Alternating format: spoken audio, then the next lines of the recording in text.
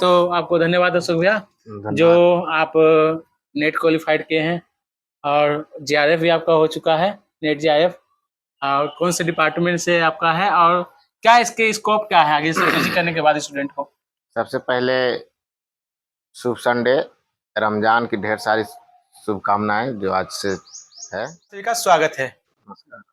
सभी लोगों को नमस्कार और हमारे बड़े भैया को भी नमस्कार। कहने का मतलब है कि आप सब सोच रहे होंगे कि बहुत सारे छात्र कि जो बैठे हैं अपने आप में मोहताज नहीं है, इनको तो सब जानते होंगे क्योंकि नाम मैं आपको बता दूं कि अशोक भैया हैं। और सबसे बड़ी बात है क्योंकि कुछ चीज़ें मैं एक्सप्लेन भी करूं क्योंकि बनता भी है एक्सप्लेन करने के बाद, उसके बाद अशोक भैया के ऊपर जिक्र करेंगे क्योंकि इन्होंने यहाँ से नेट जीआरएफ क्वालिफाइड किए हैं। और सबसे बड़ी बात है कुछ चीज़ों को मैं जैसे कि बोलता हूँ तो मेरा रूह भी खड़ा होता है। जिस समय मैं विश्वविद्यालय में इंट्री लिया था उस सभी चीज़ों को लेके अशोक भैया बताएंगे। थोड़ा सा वीडियो लंबा पड़ेगा और पीएचडी वाले के लिए बहुत इंपॉर्टेंट वीडियो है क्योंकि बहुत सारे छात्रों का एक कन्फ्यूजन ये है। अभी हमारे एग्जामिनेशन की तरफ से पेट का एग्जाम का नोटिस आया है, उसके लिए भी सभी लोगों को लग रहा होगा कि जो नेट जीआरएफ किए हैं या पीएचडी के लिए क्वालिफाइड किए हैं क्या वो इसमें एलिजिबल है या नहीं है, क्या उनको एग्जाम देना पड़ेगा। ऐसे ऐसे क्वेश्चन है जो हमारे आज अशोक भैया भी वार्तालाप के बाद में बताएंगे वो। और दूसरी का ये रहेगा कि नेट जीआईएफ के बाद जो स्टडी के लिए पैसा मिलता है वो कितना मिलता है, क्योंकि एक जिस बैकग्राउंड से हम सब आते हैं, जिस कैटेगरी से हम सब आते हैं, हम सब नहीं मिल पाता है उस चीज़ का। परंतु अब वो ऐसा नहीं रहा क्योंकि धीरे धीरे एजुकेशन एक पीएचडी एक हाई एजुकेशन है। और आप अपने समाज में या अपने गांव गिराज में बहुत कम लोगों को देखते होंगे ये कि फलानमा के बेटवा नेट कैले हो, फलानमा के बेटवा पीएचडी कैले हो, फलानमा के बेटवा पीएचडी कर ले। एक अपने आप में बहुत गर्व की बात है। और जिस समय मैं विश्वविद्यालय आया था कुछ नहीं जानता था, अशोक भैया बोल रहे अभी तक तो कुछ गाइड करते हैं कि ऐसे करो पंकज तो ऐसे होगा, ऐसे करो पंकज तो ऐसे होगा। और बहुत सारे छात्रों को यहाँ पे हॉस्टल में लॉट मतलब कहने मतलब हॉस्टल भी मिला है बहुत सारे छात्रों का। अशोक क्योंकि आपको उन छात्रों से मिलाएंगे क्योंकि अभी कहीं ना कहीं वो कौन सा सेशन में भैया जी? 23, 25, 22, हाँ 24। 23, 25, 22, 24 वैसे छात्रों को रूबरू कराए हैं। और सबसे पहले जिस समय मैं विश्वविद्यालय आया था तो मुझे भी रूम नहीं मिला था और अशोक भैया ही बोले आओ क्या टेंशन लेते हो, रहो खाओ पियो और धीरे धीरे जहाँ रहोगे क्लास करोगे तब तुमको रूम मिलेगा। और सही बात है, क्लास करना विश्वविद्यालय में इम्पोर्टेंट है। तो चलिए हम अशोक भैया की तरफ लेके चलते हैं। पहले तो आपको धन्यवाद अशोक भैया जो धन्यवाद। आप नेट क्वालिफाइड किए हैं और जीआरएफ भी आपका हो चुका है। नेट जीआरएफ और कौन से डिपार्टमेंट से आपका है और क्या इसके स्कोप क्या है आगे से पीजी करने के बाद स्टूडेंट को? सबसे पहले शुभ संडे, रमजान की ढेर सारी शुभकामनाएं जो आज से है। तो साथ ही सबसे पहले मेरा नाम अशोक कुमार हुआ। हम राजनीति विज्ञान विभाग से बिलोंग करते हैं और वहीं के शोधार्थी भी हैं। बात पीएचडी करने की है। आपने बहुत सारी बात बताया कि कैसे कैसे कठिनाइयाँ होती है, उसको कैसे इजीली तरीके से उसको सॉल्व किया जा सकता है। हमको कम समय में ज़्यादा टेक्निकली रूप से इंफॉर्मेशन आ सकता है, हम कैसे पीएचडी के लिए एलिजिबल हो सकते हैं, यही से मुद्दे पर आज बात होगी।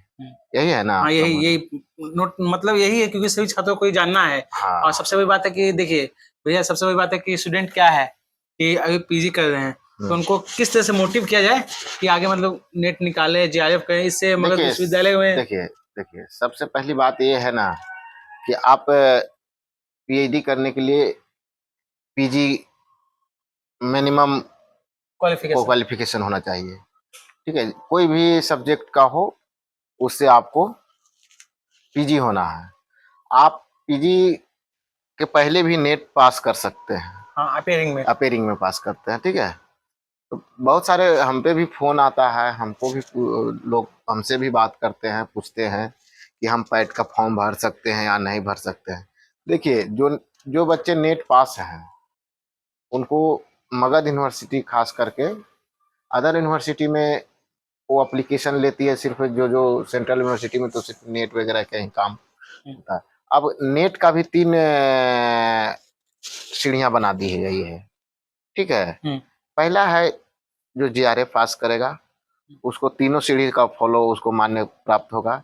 उसके बाद नेट है तो वो जेआरएफ का वो बेनिफिट नहीं उठा सकता है। और एक होता है पीएचडी इंट्रेंस क्वालिफाई होता है, ठीक है। कुछ समय ही रहता है ना भैया, क्या मतलब एक टाइमिंग रहता है कि 1 साल तक की, जैसे कि हाँ वो जिसे में आप नेट जेआरएफ पास किए तो आप 3 साल के अंदर आप इनरोल हो जाइए। 3 साल के अंदर हाँ 3 साल के अंदर हो जाइए इनरोल, तभी आपका पीएचडी बने ये वैलिड होगा। होगा। तो एक अब यूजीसी गाइडलाइन कितना विश्वविद्यालय में होती है कि पैट बंद हो गया है, चाहे पैट का इतना परसेंट लिया जाएगा, न हमारे पास नेट आ जाता है तो इतना परसेंट लेंगे। एक नेट से पीएचडी करने के लिए एक नेट क्वाली पीएचडी इंट्रेंस एग्जाम से पास करना पड़ता है, उसका भी अब मार्क्स देना शुरू कर दिया है। तो उससे भी बच्चे एग्जाम, तो आप उस वो तीनों कैटेगरी में एक कैटेगरी अगर आप पास किए हुए हैं तो आपको मगध विश्वविद्यालय में खास करके आपको पैट का फॉर्म भरना होगा, बट उसका एग्जाम आपको नहीं देना होगा। एग्जाम नहीं देना होगा। हाँ डायरेक्ट आप जिस समय ये, क्योंकि पैट का एग्जाम आप नेट का ही एग्जाम दे दिए तो आप पैट का एग्जाम क्यों दीजिएगा। हाँ, सिंपल सी बात है, ठीक है। सिंपल सी बात है कि आप नेट का एग्जाम दे चुके हैं, आप नेट क्वालिफाई हैं, जेआरएफ क्वालिफाई हैं, नहीं तो आप पीएचडी एंट्रेंस एग्जामिनेशन क्वालिफाई हैं तो आप पीएचडी के लिए एलिजिबल हैं, ठीक है।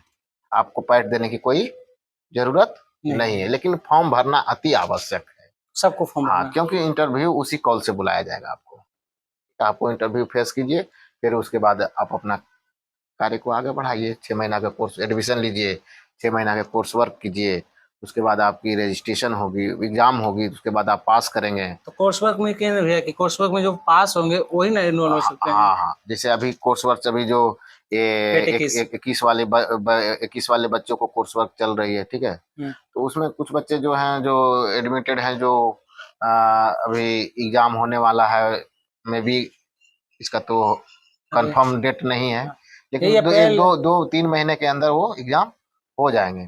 तो जो बच्चे वो एग्जाम पास करेंगे, मेरी बात को एक बार गौर से और समझ लीजिए, जो बच्चे एग्जाम पास करेंगे, ये रिसर्च स्कॉलर जो कोर्स वर्क का एग्जाम होगी, वो कोर्स वर्क एग्जाम पास करेंगे तभी वो बच्चा पीएचडी में इनरोल होंगे, रजिस्ट्रेशन होगा। हाँ हाँ, रजिस्ट्रेशन ही मेन पॉइंट है हाँ, कि उसी समय से आपका जो आता है हाँ, कि आप कितने साल आप तक अभी अगर कह रहे हैं, जो बच्चे अगर कह रहे हैं पीएचडी में एडमिशन लिए हुए हैं, कोर्स वर्क कर रहे हैं, उनको लगता है कि हम पीएचडी में इनरोल हो गए हैं, वो सिर्फ परफॉर्मा है। आप जब तक कोर्स वर्क नहीं कीजिएगा, कोर्स वर्क का एग्जाम नहीं दीजिएगा, तब तक आप पीएचडी का एलिजिबल नहीं नहीं है।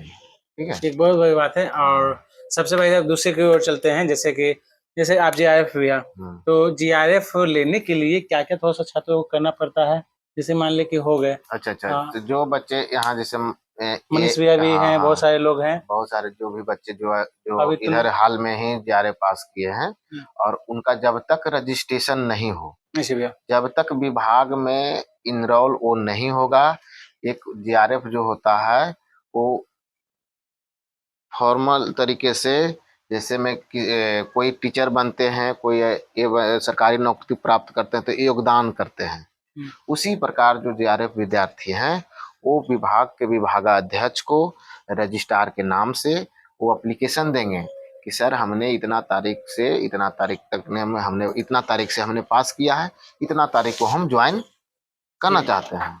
एक लेटर लिखेंगे सिंपल तरीके से रजिस्ट्रार के पास, एचओडी के द्वारा, और वो वहाँ ज्वाइन करेंगे। कब? जब वो वहाँ इनरोल रहेंगे, तब रजिस्ट्रेशन के बाद हाँ, तभी उसका प्रोसेस आगे होगी। और वहाँ बहुत सारे प्रक्रिया जो आप वहाँ ज्वाइन कीजिएगा, आपको पर सप्ताह में 2 क्लास मिलेंगे रिसर्च स्कॉलर को, आपको वहाँ फुल टाइम देना पड़ेगा आपको रिसर्च के लिए, ठीक है।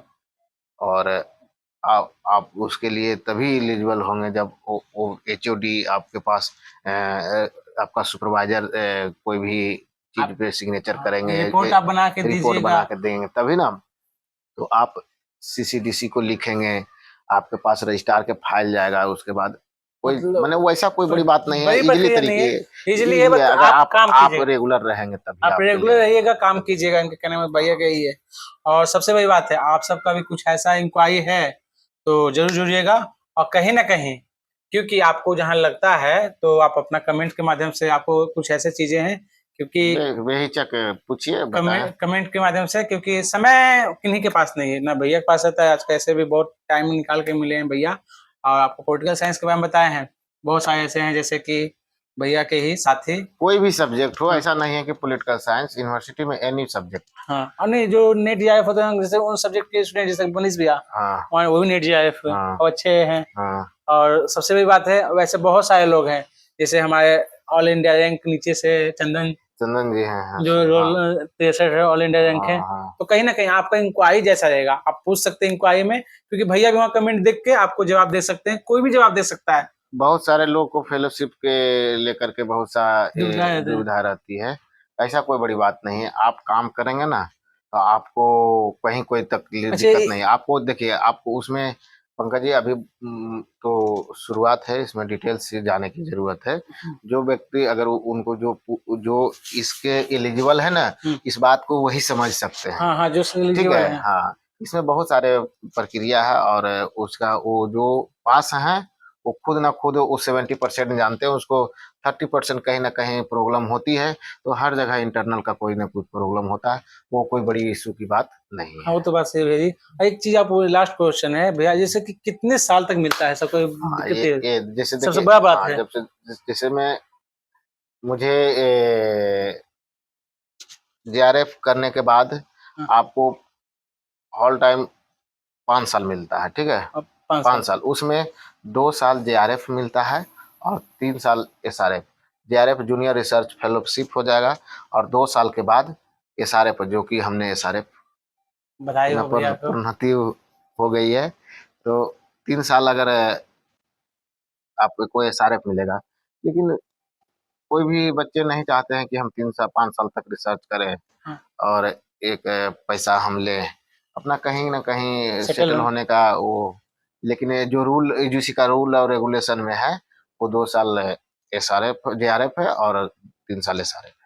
तो बहुत बड़ी बात भैया ने बोल दिया कि सही बात है कि रिसर्च के लिए 2 साल जहाँ आप कई मेहनत कई लगन से करते हैं, तो एक स्टेबिलिटी है। क्योंकि भैया कहे हैं कि 5 साल तक, सही 5 साल तक जहाँ वो कर लेते हैं कोई, उसके बाद आगे जहाँ मान लीजिए कि इन फ्यूचर ऐसा नहीं नहीं भैया कि आप पीएचडी कर लिए हैं, JRF मतलब आप नेट कर लिए हैं, JRF कर लिए हैं या पीएचडी कर लिए हैं, उसके बाद आप एक स्टेबिलिटी नहीं पे। नहीं, ये होती है ना कि बहुत सारे बच्चे के पैसा, जैसे मुझे खुद ही जब पैसा आने लगता है ना, तो लोगों को लगता है कि अभी छोड़ो, अभी क्या करेंगे, अभी पैसा पूरा यूजीसी का ले ले। लेकिन ये जो पैसे हैं ना, बहुत ही मैंने लोभ लोग लोभ हो जाती है, ठीक है। लेकिन हम तो कहेंगे कि बच्चों को कि जितना जल्दी सबमिट कीजिए और कुछ अपना उस पर काम कीजिए। तो एक बड़ी बात कर दिए हैं आपसे बड़े भाइयों को, मतलब बड़े छोटे जो सभी लोग हैं, क्योंकि देखने वाले बहुत लोग हैं, तो धन्यवाद अशोक भैया का किया जाए, क्योंकि समय अब इनके पास भी नहीं है और समय ना मेरे पास ही है। और ऐसा जहाँ आपको चाहिए, जो भी चाहिए, तो आप बोलिएगा, तो कॉन्टेक्ट नंबर आपको उनका कमेंट बॉक्स में दे देंगे।